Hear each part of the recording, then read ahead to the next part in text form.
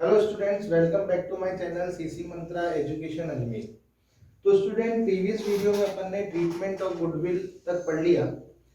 अब इस वीडियो के अंदर हम पढ़ेंगे revaluation of assets and reassessment of liabilities के बारे में।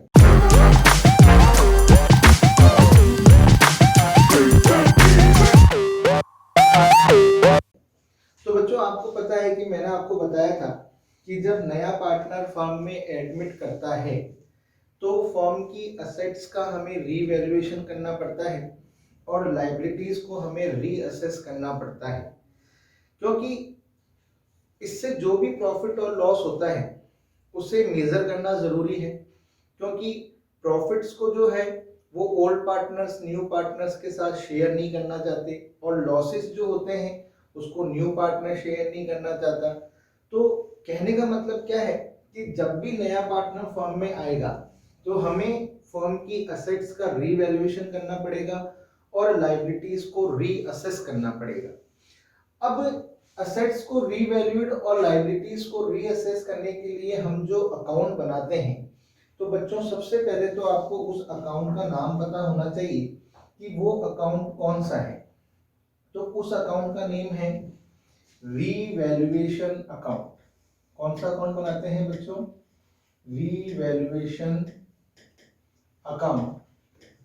और इसे हम profit and loss adjustment account के नाम से भी जानते हैं। तो ये आपको ध्यान रखना है बच्चों कि जो अकाउंट बनाया जाता है उसे रीवैल्यूएशन अकाउंट कहा जाता है। इसे profit and loss adjustment account भी कहते हैं। और इस अकाउंट का जो नेचर होता है बच्चों, वो होता है नॉमिनल अकाउंट। ये क्वेश्चन आपसे एमसीक्यू में पूछा जा सकता है कि रीवैल्यूएशन अकाउंट का नेचर बताइए। तो रीवैल्यूएशन अकाउंट का नेचर क्या होता है बच्चों? नॉमिनल अकाउंट होता है, यानी कि इसे पीएनएल अकाउंट की तरह ही बनाया जाता है। लॉसेस को जो है हम डेबिट साइड में लिखते हैं और प्रॉफिट को हम क्रेडिट साइड में लिखते हैं। लेकिन अब सबसे इंपॉर्टेंट है कि इस अकाउंट को बनाते कैसे हैं। तो बच्चों, हम पहले उसको देखेंगे कि इस अकाउंट को किस तरीके से बनाया जाता है। तो ये आप गौर से देखिए। तो मैं फॉर्मेट बना रहा हूं,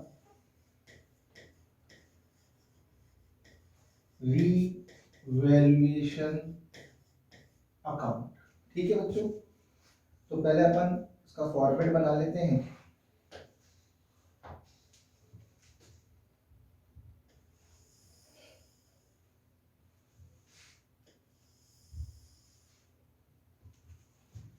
ध्यान से देखिएगा बच्चों, बहुत ही इंपॉर्टेंट है। इसकी जनरल एंट्री भी हमसे एग्जाम में पूछ ली जाती है और इससे रिलेटेड क्वेश्चन भी एग्जाम में हमारे सामने आ जाता है बच्चों। तो देखिए,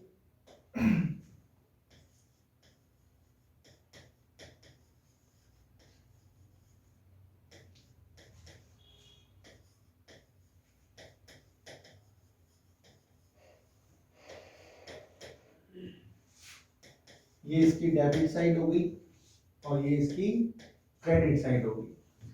अब बच्चों, मैंने आप लोगों को बताया कि असेट्स और लायबिलिटीज से रिलेटेड है ये अकाउंट।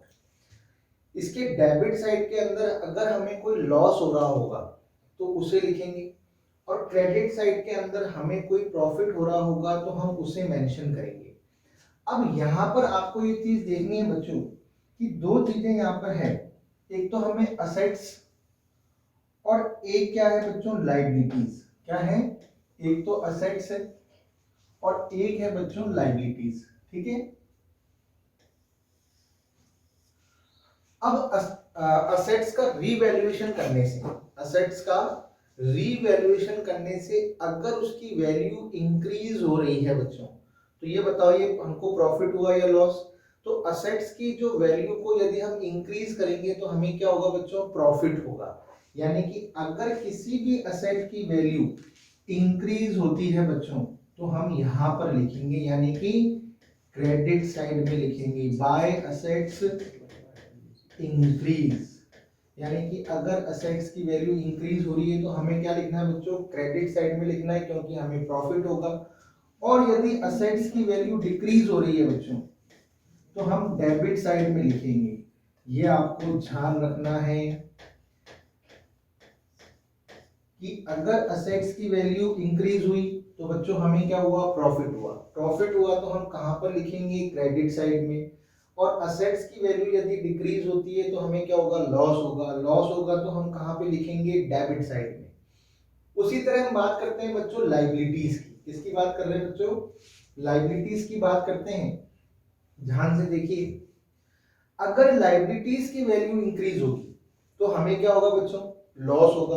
तो लाइबिलिटीज की वैल्यू यदि इंक्रीज हो रही है तो हम कहां लिखेंगे, डेबिट साइड में, क्योंकि हमें क्या होगा, लॉस होगा, यानी कि फर्म को क्या होगा, लॉस होगा। तो ये आपको ध्यान रखना है। तो लाइबिलिटीज की वैल्यू क्या हो रही है बच्चों, इंक्रीज। ठीक है। और लाइबिलिटीज की वैल्यू यदि डिक्रीज होगी बच्चों तो हम कहां पर लिखेंगे, हमें प्रॉफिट होगा तो हम कहां लिखेंगे, क्रेडिट साइड में लिखेंगे। तो बाय लाइबिलिटीज। ठीक है, तो ये आपको ध्यान रखना है। सिर्फ इतना सा लॉजिक समझना है आपको। असेट्स की वैल्यू इंक्रीज मतलब प्रॉफिट, प्रॉफिट मतलब क्रेडिट साइड में। असेट की वैल्यू डिक्रीज, डिक्रीज मतलब लॉस, लॉस मतलब डेबिट साइड में। लायबिलिटीज की वैल्यू इंक्रीज मतलब लॉस, यानी कि डेबिट साइड में। और लायबिलिटीज की वैल्यू डिक्रीज मतलब प्रॉफिट, यानी कि क्रेडिट साइड में। तो ये आपको ध्यान रखना है। उसी तरह सपोज करो बच्चों कोई अनरिकॉर्डेड असेट है, हमने उसे रिकॉर्ड नहीं किया है, लेकिन नए पार्टनर के आने पर हम उस अनरिकॉर्डेड असेट को क्या करना चाहते हैं, रिकॉर्ड करना चाहते हैं। तो फर्म की असेट क्या होगी, इंक्रीज होगी। तो कोई अनरिकॉर्डेड असेट होगी तो बच्चों हमें फायदा होगा। हमें फायदा होगा तो हम कहां पे लिखेंगे, क्रेडिट साइड में लिखेंगे, बाय अनरिकॉर्डेड असेट्स। ठीक है, क्योंकि फर्म की असेट्स क्या हो रही है बच्चों, इंक्रीज होगी। इंक्रीज होगी तो हमें प्रॉफिट होगा, प्रॉफिट होगा तो हम कहां पे लिखेंगे, क्रेडिट साइड में लिखेंगे। उसी तरह कोई अनरिकॉर्डेड लायबिलिटी है जिसे हमने अभी तक रिकॉर्ड नहीं किया है, अब हमें रिकॉर्ड करना है। रिकॉर्ड करना है तो बच्चों हमें क्या होगा, हमें प्रॉफिट होगा। तो अनरिकॉर्डेड लायबिलिटीज को यदि हम रिकॉर्ड करेंगे तो हमें क्या होगा, लॉस होगा। तो हम कहां पे लिखेंगे बच्चों, डेबिट साइड में लिखेंगे, टू अनरिकॉर्डेड लायबिलिटी। ठीक है बच्चों, ये चीज आपको समझ में आ गई। तो आपको रिवैल्यूएशन अकाउंट कैसे बनाना है, सबसे इंपॉर्टेंट बात है आपको इस तरीके से सीखना है। मैं एक बार फिर रिवाइज कर देता हूं। अगर असेट्स की वैल्यू इंक्रीज हो रही है तो आपको क्या हो रहा है बच्चों, प्रॉफिट, प्रॉफिट हो रहा है तो क्रेडिट साइड में। असेट की वैल्यू डिक्रीज हो रही है मतलब लॉस, लॉस हो रहा है तो डेबिट साइड में। उसी तरह लायबिलिटीज की वैल्यू इंक्रीज हो रही है तो हमें लॉस होगा, लॉस होगा तो डेबिट साइड में। लायबिलिटीज की वैल्यू यदि डिक्रीज होगी तो हमें प्रॉफिट होगा, प्रॉफिट होगा तो कहां पर, क्रेडिट साइड में। हम अनरिकॉर्डेड असेट को रिकॉर्ड करते हैं तो हमें प्रॉफिट होगा, यानी कि असेट इंक्रीज होगी तो कहां पर बच्चों, क्रेडिट साइड में। और यदि हम अनरिकॉर्डेड लायबिलिटी को रिकॉर्ड करेंगे तो हमें लॉस होगा, लॉस होगा मतलब डेबिट साइड में। तो इस तरीके से आपको रिवैल्यूएशन अकाउंट जो है बच्चों एग्जाम में बनाना है, इसी लॉजिक को फॉलो करना है आपको। अब क्या होता है बच्चों, एक चीज और, यदि सपोज करो कि रिवैल्यूएशन के अंदर रिवैल्यूएशन के एक्सपेंसेस हैं, हमने फर्म की असेट्स को रीवैल्यूएट कराने के लिए और लायबिलिटीज को रीअसेस कराने के लिए कुछ एक्सपेंसेस किए, तो हमारे पास से कैश क्या होगा बच्चों, जाएगा। तो हम उसको कहां पे लिखेंगे, हम उसको लिखेंगे डेबिट साइड में, क्योंकि हमारी असेट्स क्या हो रही है, एक तरीके से डिक्रीज हो रही है बच्चों। तो टू कैश या बैंक। अगर हमने इसके लिए किसी पार्टनर्स को रेम्यूनरेशन दिया है तो हमें उसके अकाउंट को क्या करना पड़ेगा, क्रेडिट करना पड़ेगा। तो अगर हम किसी पार्टनर को रेम्यूनरेशन देते हैं तो भी क्या होगा बच्चों, यहां पर आएगा टू पार्टनर्स कैपिटल और करंट अकाउंट बच्चों। तो ये आपको याद रखना है। ठीक है बच्चों, तो ये गलती नहीं कर देना कि अगर हमें किसी भी तरीके का कोई भी एक्सपेंसेस हम कर रहे हैं रीवैल्यूएशन के लिए, तो हमें उसको डेबिट साइड में लिखना है टू कैश या बैंक करके। कैसे लिखना है बच्चों? टू कैश या बैंक करके हमें उसको लिखना है, मेंशन करना है। और यदि हम इसके लिए किसी पार्टनर को कोई रेम्यूनरेशन देते हैं तो हमें उसके कैपिटल अकाउंट को क्रेडिट करना पड़ेगा, यानी कि रीवैल्यूएशन अकाउंट की डेबिट साइड में लिखना पड़ेगा। तो इन दोनों पर भी आप ध्यान दीजिएगा बच्चों कि टू कैश या बैंक या टू पार्टनर्स कैपिटल या करंट अकाउंट। अब ये सारी चीजें करने के बाद बच्चों हम क्या करेंगे, डेबिट साइड और क्रेडिट साइड का क्या करेंगे बच्चों, टोटल करेंगे। यदि क्रेडिट साइड का टोटल जो है वो डेबिट साइड से क्या है, ज्यादा है, तो हमें क्या होगा बच्चों, प्रॉफिट होगा। क्या होगा? प्रॉफिट होगा, यानी कि हम प्रॉफिट को डेबिट साइड में लिखेंगे। यदि डेबिट साइड का टोटल जो है वो क्रेडिट साइड से ज्यादा है बच्चों, तो हमें क्या होगा, लॉस होगा। ठीक है बच्चों, तो आपको ध्यान रखना है, या तो आपको प्रॉफिट होगा या आपको लॉस होगा। यदि क्रेडिट साइड का टोटल डेबिट साइड से ज्यादा है तो प्रॉफिट, और डेबिट साइड का टोटल यदि क्रेडिट साइड से ज्यादा है तो बच्चों लॉस। और इसको हम कहाँ ट्रांसफर कर देंगे, ओल्ड पार्टनर्स के कैपिटल या करंट अकाउंट में ट्रांसफर कर देंगे बच्चों। ये चीज आपको ध्यान रखनी है। तो हम क्या करेंगे, प्रॉफिट को कहाँ ट्रांसफर करेंगे, पार्टनर्स कैपिटल या फिर करंट अकाउंट। यदि फ्लक्चुएटिंग कैपिटल मेथड है तो कैपिटल में, और फिक्स्ड है तो करंट अकाउंट में। पार्टनर्स कैपिटल या फिर करंट अकाउंट बच्चों, तो ये आपको ध्यान रखना है। तो इस तरीके से आपका रीवैल्यूएशन अकाउंट जो है बच्चों बन जाएगा। और ध्यान रखना है, सबसे इंपॉर्टेंट बात जो मैं अब आपको बताने वाला हूं कि रीवैल्यूएशन का प्रॉफिट और लॉस जो है हमेशा बच्चों ओल्ड पार्टनर्स के अंदर ओल्ड रेशियो में क्या होता है, डिवाइड होता है। मोस्ट इंपॉर्टेंट बात है ये, इसको आपको ध्यान रखना है, ओल्ड रेशियो में आपको डिवाइड करना है। तो रीवैल्यूएशन का जो भी प्रॉफिट और लॉस होगा वो आप ओल्ड पार्टनर्स में ओल्ड रेशियो में क्या करोगे, डिवाइड करोगे। तो ये रीवैल्यूएशन अकाउंट का फॉर्मेट है। ठीक है बच्चों, तो यहां तक आप ध्यान से देख लीजिए एक बार, और चाहे तो आप स्क्रीनशॉट भी ले सकते हैं। ठीक है बच्चों, तो ये रीवैल्यूएशन अकाउंट का फॉर्मेट हो गया। और ध्यान रखिएगा, रीवैल्यूएशन अकाउंट का नेचर क्या होता है, नॉमिनल अकाउंट होता है। ये एमसीक्यू में क्वेश्चन हमसे पूछा जा सकता है बच्चों, तो ये बहुत इंपॉर्टेंट है। अब हम रीवैल्यूएशन अकाउंट से रिलेटेड एक क्वेश्चन करते हैं बच्चों, जिसमें हम जनरल एंट्रीज करेंगे कि अगर एग्जाम में रीवैल्यूएशन की जनरल एंट्री करने के लिए आ जाए तो हम किस तरीके से करेंगे। पहले ये फॉर्मेट आपके दिमाग में होना चाहिए कि असेट की वैल्यू इंक्रीज हो तो रीवैल्यूएशन के क्रेडिट में, यानी कि रीवैल्यूएशन क्रेडिट होगा। असेट की वैल्यू डिक्रीज हो यानी कि रीवैल्यूएशन के डेबिट में, यानी कि रीवैल्यूएशन डेबिट होगा। तो इस तरह का कंसेप्ट आपको ध्यान में रखना है। ठीक है बच्चों, अब एक क्वेश्चन कर लेते हैं। देखिए यहां पर एक क्वेश्चन है, pass journal entries to record the following transaction on the admission of Z. इन्होंने फर्म में कौन आ रहा है, जेड आ रहा है, as a partner in the journal of X and Y who are sharing profit in the ratio of 2:3। यानी कि Z फर्म में क्या कर रहा है बच्चों, एडमिट हो रहा है, और Z के एडमिशन के ऊपर X और Y ने क्या किया है, फर्म की असेट्स और लायबिलिटीज को रीवैल्यूएट और रीअसेस किया है। ठीक है बच्चों, और हमसे कहा जा रहा है कि जनरल एंट्री कीजिए। तो फर्स्ट जनरल एंट्री क्या है बच्चों, the value of furniture is to be increased by, यहां पर by वर्ड लिखा हुआ है बच्चों, by ₹10,000। हमें फर्नीचर की वैल्यू को, बाय का मतलब होता है पूरा, यानी कि फर्नीचर की वैल्यू को हमें 10,000 रुपए से क्या करना है, इंक्रीज करना है।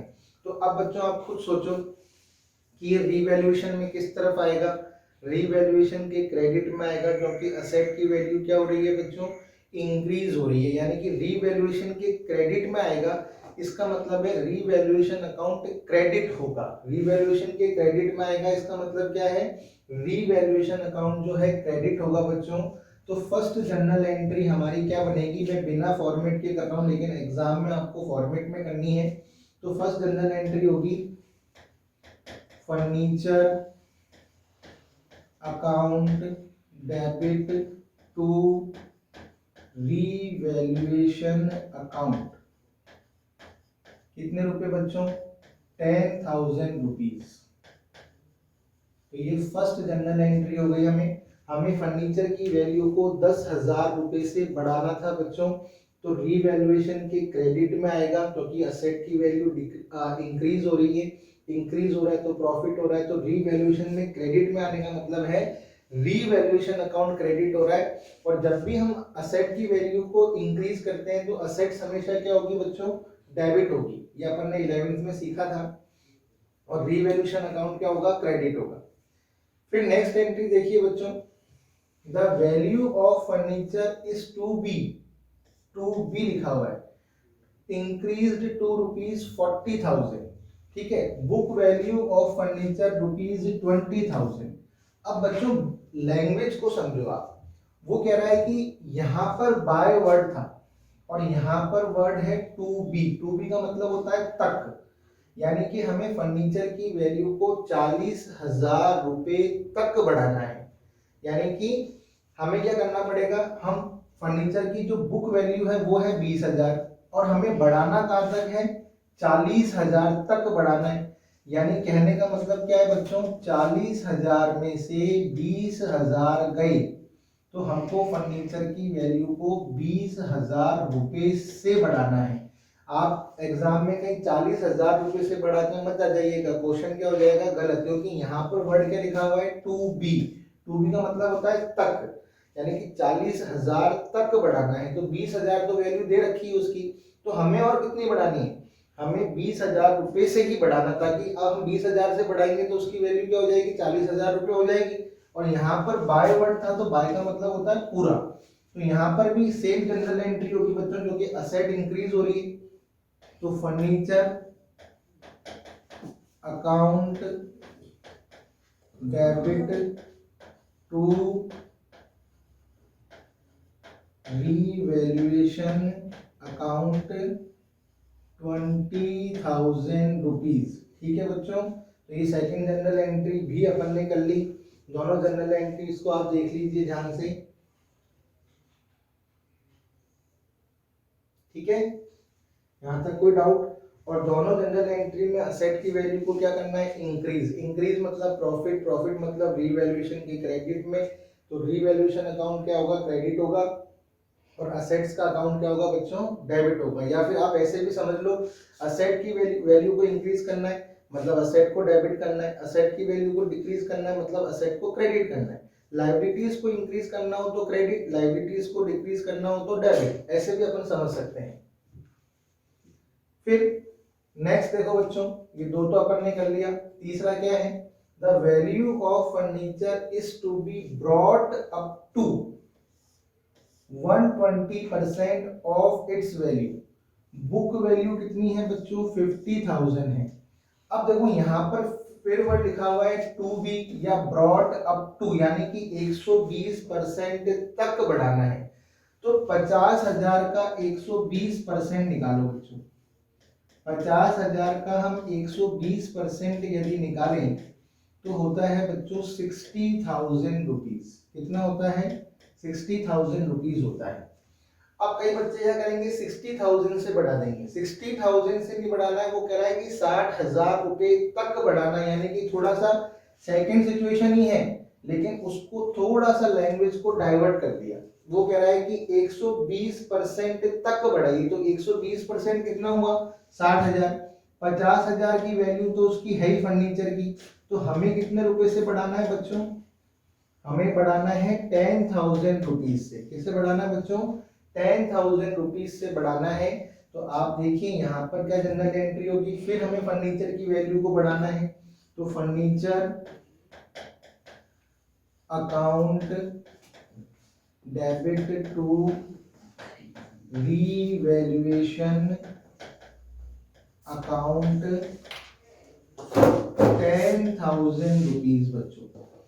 बस बच्चों लैंग्वेज को समझना है। अगर आपने लैंग्वेज को सही तरीके से समझ लिया तो आपकी जनरल एंट्री सही हो जाएगी। आपको बस ध्यान देना है, अगर बाय वर्ड लिखा हुआ है तो बाय का मतलब होता है पूरा, यानी कि फुल अमाउंट से इंक्रीज कर दिए जो उसके सामने लिखा हुआ है। और टू बी वर्ड लिखा हुआ आ रहा है अगर, तो टू बी का मतलब होता है तक, यानी कि आपको डिफरेंस वैल्यू को लिखना है, आपको फुल अमाउंट को नहीं लिखना है। कई बच्चे क्या करते हैं एग्जाम में 40,000 रुपए से इंक्रीज करके आ जाते, और इसमें बच्चे 60,000 रुपए से इंक्रीज करके आ जाते, तो क्वेश्चन क्या हो जाता गलत। 40,000 रुपए तक बढ़ाना है, तो 20,000 है, 40,000 तक बढ़ाना है तो हम 20,000 से बढ़ाएंगे। 120% का मतलब होता है 60,000 रुपए, 60,000 रुपए तक बढ़ाना है। 50,000 रुपए उसकी वैल्यू है तो हमें कितने से बढ़ाना है, 10,000 रुपए से बढ़ाना है। तो ये क्वेश्चन की लैंग्वेज को आपको एग्जाम में समझना है बच्चों, ठीक है। तो ये तीनों कंडीशन को एक बार आप ढंग से देख लीजिए।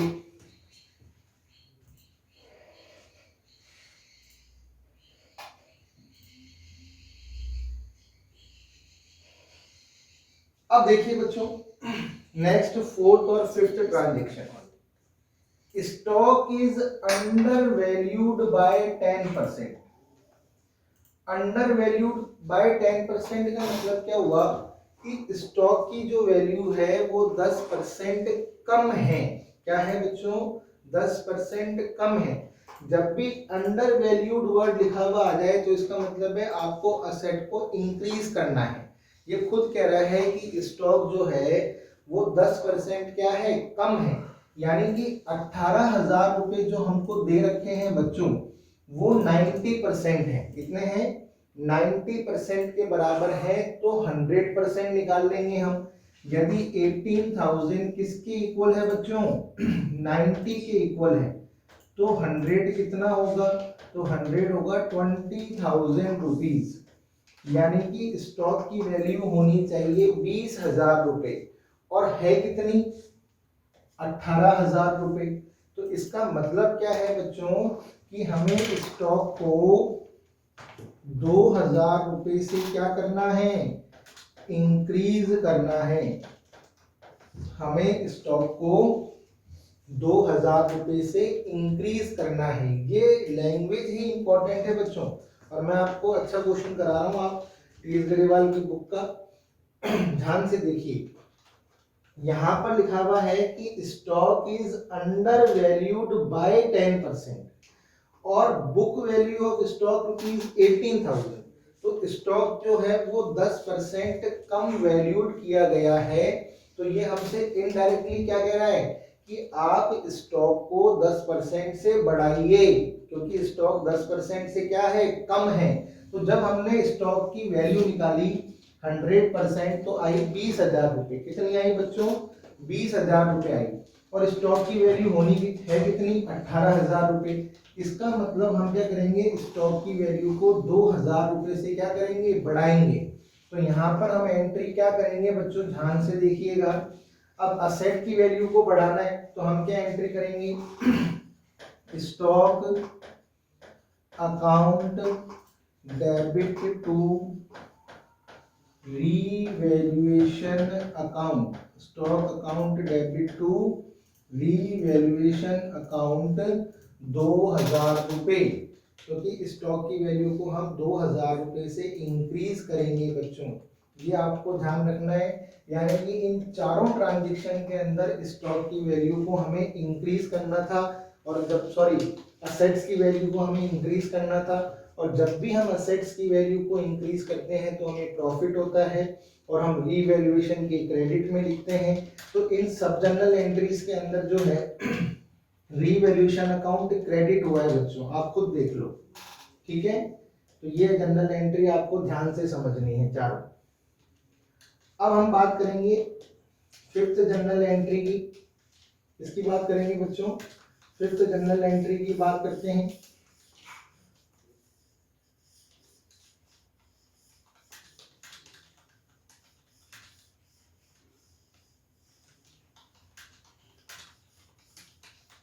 ठीक है, तो फिफ्थ जनरल एंट्री देखिए बच्चों, आप क्या है stock is over valued bye 10%। अब यहां पर कह रहा है कि स्टॉक जो है वो ओवर वैल्यूड है, कितना? 10%। तो ओवर वैल्यूड का मतलब क्या है कि हमें कम करना है। हमें क्या करना है बच्चों? कम करना है। यानी कि स्टॉक की जो वैल्यू हमें दे रखी है 22,000 रुपए, ये 110% के बराबर है। कितने के बराबर है भाई? 10% ज्यादा है, तो इसका मतलब ये 110% के इक्वल है।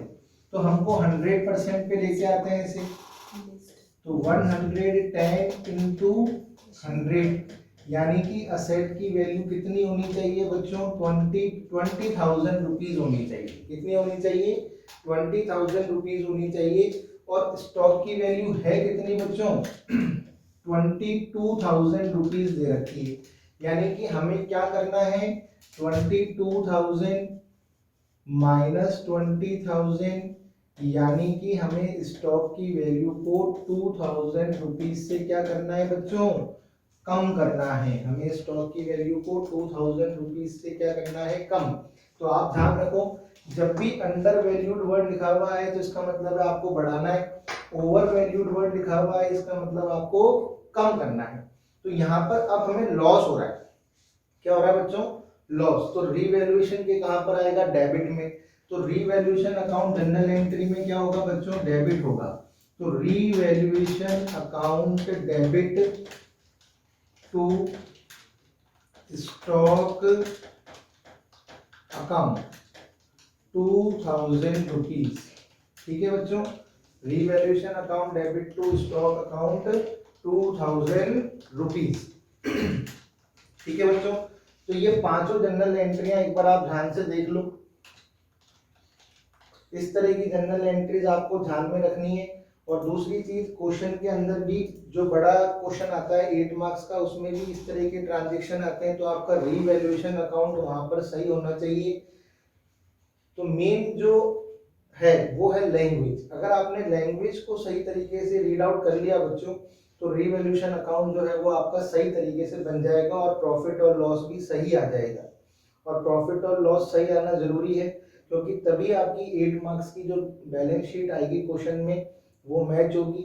या फिर अगर जनरल एंट्री का क्वेश्चन आता है तो आपको जनरल एंट्रियां इस तरीके से करनी है।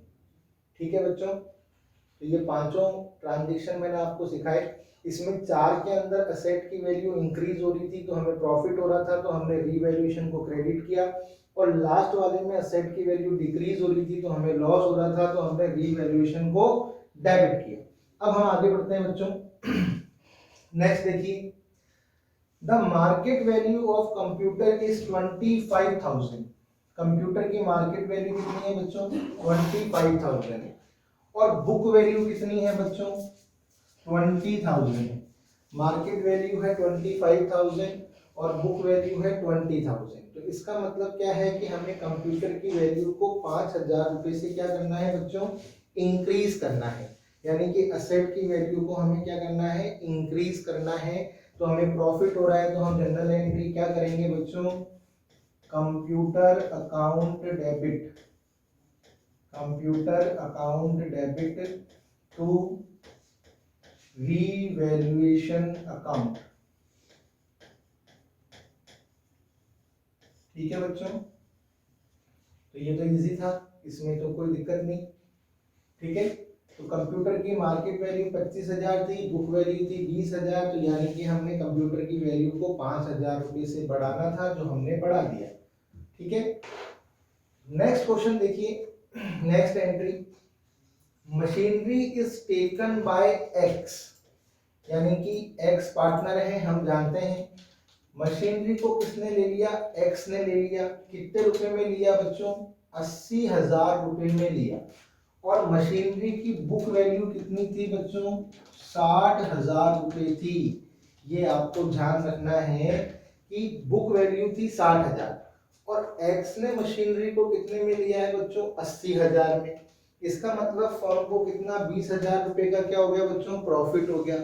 प्रॉफिट हो गया मतलब रीवैल्यूएशन को क्रेडिट करना पड़ेगा। तो यहाँ पर हम जो एंट्री करेंगे बच्चों, इसमें 2 एंट्रियां होगी, ये आपको ध्यान रखना है। एक एंट्री जो इसमें होगी वो होगी machinery account debit, to revaluation account 20,000 rupees.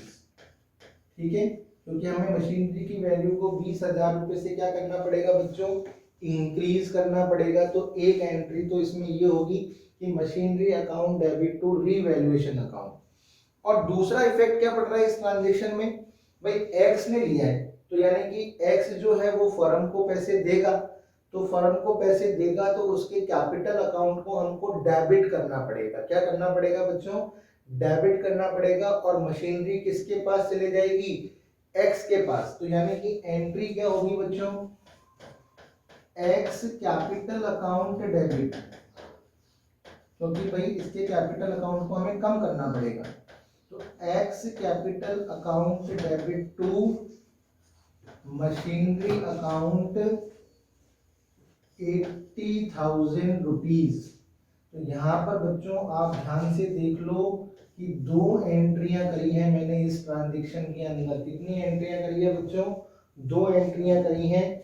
पहली एंट्री मैंने करी है, एक तो 60,000 की मशीनरी को उसने 80,000 में लिया, तो पहले मैंने मशीनरी की वैल्यू को 20,000 रुपए से इंक्रीज किया, असेट की वैल्यू इंक्रीज हुई, फर्म को प्रॉफिट हुआ, तो रीवैल्यूएशन अकाउंट क्या हुआ बच्चों, क्रेडिट हुआ।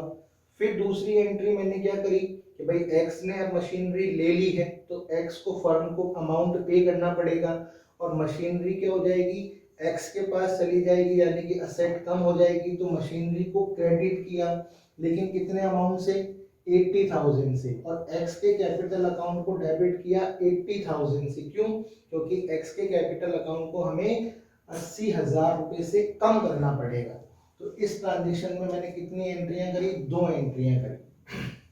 भाई एक तो रीवैल्यूएशन अकाउंट पे इफेक्ट पड़ रहा है वो, और एक एक्स के कैपिटल अकाउंट पे इफेक्ट पड़ रहा है, तो इसलिए मुझे दो एंट्रियां इसमें करनी पड़ी। अब नेक्स्ट ट्रांजेक्शन देखिए बच्चों आप, नेक्स्ट ट्रांजेक्शन क्या कह रहा है, नेक्स्ट ट्रांजेक्शन कह रहा है 1/3 of machinery is taken by Y for ₹30,000 and balance is revalued at 57,600. Book value of machinery ₹72,000। ध्यान से देखिए बच्चों इसको, ये कह रहा है कि इस 72,000 में से जो 1/3 मशीनरी है उसे वाई ने, उसे किसने, वाई ने कितने में ले लिया बच्चों, 30,000 रुपए में ले लिया। और जो 2/3 मशीनरी बची उसे हमने कितने रुपए में वैल्यूड किया है, 57,600 का उसका वैल्यूएशन हुआ है।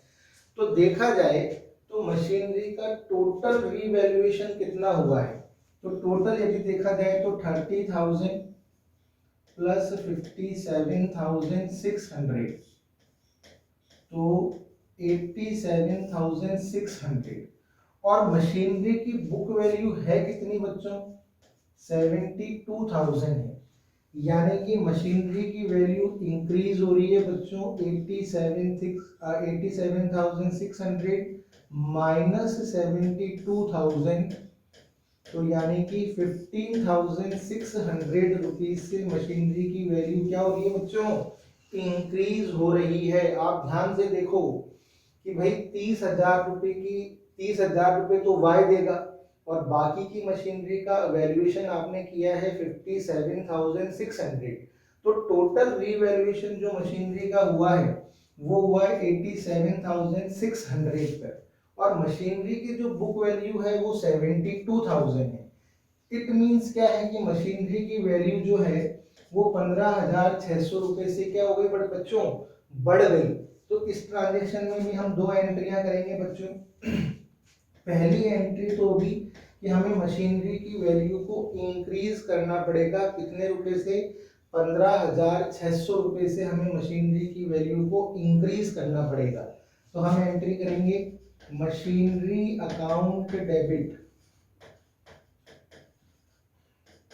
To revaluation account 15,600। ठीक है बच्चों, जो कि रीवैल्यूएशन पे इफेक्ट पड़ रहा है। अब अब y जो है वो फर्म को कितने रुपए देगा बच्चों, 30,000 रुपए देगा, तो उसकी एंट्री भी हमें करनी पड़ेगी, यानी कि y के कैपिटल अकाउंट को हमें डेबिट करना पड़ेगा। तो Y's capital account debit to machinery account 30,000 rupees. तो इस ट्रांजेक्शन के अंदर भी कितनी एंट्रियां हुई बच्चों, 2 एंट्रियां हुई, ध्यान से देख लीजिए, ठीक है।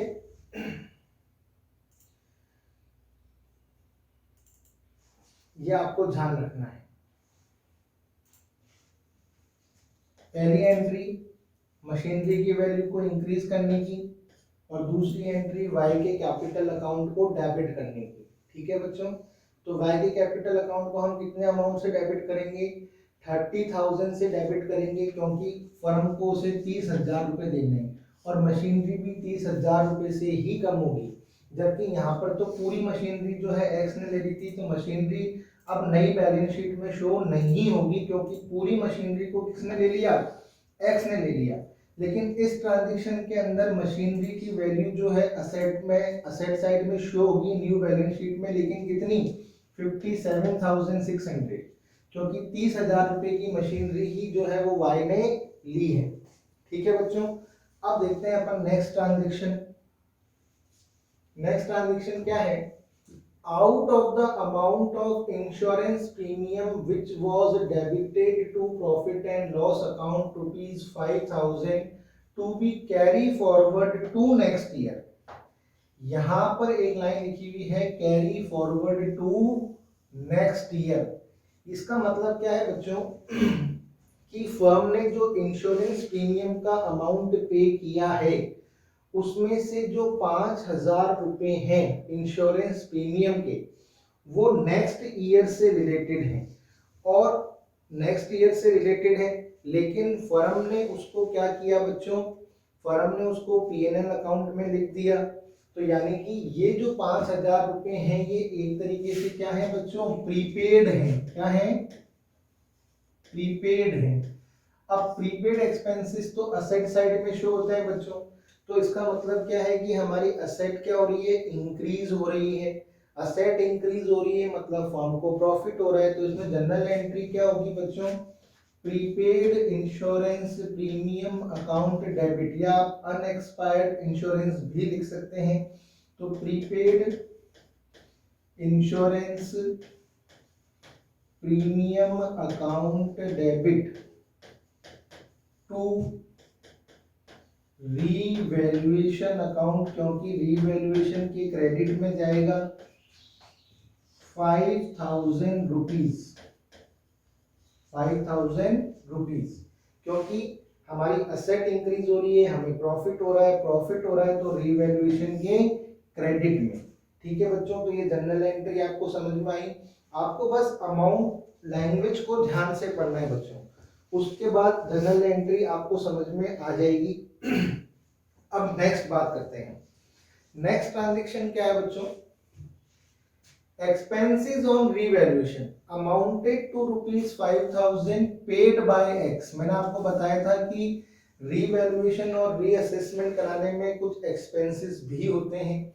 अब यहाँ पर जो रीवैल्यूएशन के एक्सपेंसेस हुए हैं बच्चों, उसे किसने पे किया है, एक्स ने पे किया है। तो यानी कि अब फर्म को एक्स को 5,000 रुपए देने पड़ेंगे, यानी कि हमें एक्स का कैपिटल अकाउंट क्रेडिट करना पड़ेगा। एक्सपेंसेस है तो ये डेबिट होंगे, यानी कि रीवैल्यूएशन अकाउंट को हमें डेबिट करना पड़ेगा। तो revaluation account debit, revaluation account debit to X capital account 5,000 rupees. और मैंने आपको बताया कि जब भी पार्टनर को फायदा होता है तो उसके कैपिटल अकाउंट को क्रेडिट करते हैं। ये लॉजिक मैंने आपको अपने पार्ट लेसन फर्स्ट के चैप्टर्स में समझाया है। तो जिन बच्चों ने फर्स्ट चैप्टर की वीडियोस नहीं देखे हैं वो जरूर देखें, ठीक है। तो रिवैल्यूएशन अकाउंट के डेबिट में आएगा बच्चों, क्योंकि फर्म को क्या हो रहा है, एक फर्म के लिए एक्सपेंसेस है और एक्सपेंसेस को हम हमेशा क्या करते हैं, डेबिट, तो रीवैल्यूएशन के डेबिट में आएगा और एक्स के कैपिटल अकाउंट को हम क्रेडिट करेंगे क्योंकि एक्स को 5,000 रुपये फर्म पे करेगी, ठीक है। और लास्ट एंट्री देखिए बच्चों, a debtor whose due of rupees 14,000 were written off as bad debts last year paid rupees 10,000 in full settlement। यहाँ पर ये बच्चों क्या कह रहा है कि एक डेटर था, उससे हम 14,000 रुपये मांगते थे, उस 14,000 रुपये को हमने लास्ट ईयर जो है वो बैड डेब्ट्स मान के राइट ऑफ कर दिया था, यानी कि हमने उसको डूबत मान लिया था कि भाई वो पैसे हमारे क्या हो चुके हैं, डूब चुके हैं, वो नहीं आएंगे। लेकिन उस डेटर ने हमें क्या किया बच्चों, फुल सेटलमेंट के अंदर 10,000 रुपये दे दिए। फुल सेटलमेंट में उसने हमें क्या करा, 10,000 रुपये दे दिए, यानी कि एक तरीके से हमें फायदा हो गया। बैड डेब्ट्स रिकवर्ड है, ये क्या है बच्चों, ये बैड डेब्ट्स रिकवर्ड है। तो इसमें आप 2 एंट्री भी कर सकते हो और 1 एंट्री भी कर सकते हो। कैसे बच्चों, भाई बैड डेब्ट्स रिकवर्ड की एंट्री क्या होती है, cash account debit to bad debts recovered, ठीक है बच्चों, कितना 10,000 रुपीज, ठीक है। तो cash account debit to bad debts recovered account 10,000 rupees. अब बैड डेब्ट्स रिकवर्ड से हमें क्या हुआ बच्चों, प्रॉफिट हुआ, तो हम एंट्री क्या करेंगे, bad debts recovered account debit, bad debts recovered account debit to revaluation account, to revaluation account, क्योंकि हमें प्रॉफिट हो रहा है। जब भी प्रॉफिट होता है तो रीवैल्यूएशन अकाउंट क्या होता है बच्चों, क्रेडिट होता है 10,000 रुपीज। अब आप चाहो तो इन 2 एंट्रियों की जगह 1 एंट्री भी कर सकते हो। वो क्या कर सकते हो, आप देखो बच्चों, बैड डेब्ट्स रिकवर्ड से बैड डेब्ट्स रिकवर्ड कैंसिल हो गया, एक बार क्रेडिट हो रहा है, एक बार डेबिट हो रहा है, तो आप एक एंट्री क्या बना सकते हो बच्चों, cash account debit to revaluation account, क्योंकि अल्टीमेटली आपकी असेट ही इंक्रीज हो रही है और कैश क्या होती है बच्चों, असेट होती है, और असेट जब भी इंक्रीज होगी तो हमें क्या होगा, प्रॉफिट होगा, और प्रॉफिट को हम क्या करते हैं, रीवैल्यूएशन में क्रेडिट करते हैं बच्चों, ठीक है। तो यहाँ पर आप 2 एंट्री की जगह 1 एंट्री भी कर सकते हो, ये आपको ध्यान रखना है। तो बैड डेब्ट्स रिकवर्ड होने का मतलब है फर्म का कैश या बैंक बैलेंस जो है वो इंक्रीज होगा, कैश और बैंक बैलेंस के इंक्रीज होने से असेट इंक्रीज होगी, असेट इंक्रीज होगी तो हमें प्रॉफिट होगा, प्रॉफिट होगा तो हम रीवैल्यूएशन के क्रेडिट में लिखेंगे बच्चों। तो ये जितनी भी एंट्रियां मैंने आपको रीवैल्यूएशन की बच्चों समझाई है, तो इस तरह के ट्रांजैक्शंस जो है वो हमसे हमारे एग्जाम में हमसे पूछ लिए जाते हैं बच्चों। तो यहाँ तक अगर आपको कोई डाउट है तो कमेंट बॉक्स में लिखिएगा, ठीक है बच्चों।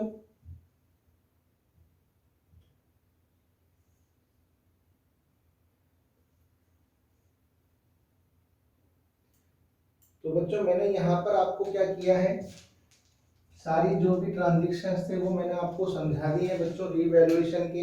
और रीवैल्यूएशन का जो प्रॉफिट और लॉस है वो हम निकाल सकते हैं। मैंने आपको बताया कि अगर रीवैल्यूएशन के डेबिट साइड का टोटल क्रेडिट साइड से ज़्यादा है तो हमें लॉस होगा, और रीवैल्यूएशन की क्रेडिट साइड का टोटल यदि डेबिट साइड से ज़्यादा है तो हमें प्रॉफिट होगा। और रीवैल्यूएशन के प्रॉफिट और लॉस दोनों को हम ओल्ड पार्टनर्स में ओल्ड रेशियो में क्या करेंगे बच्चों, डिवाइड करेंगे।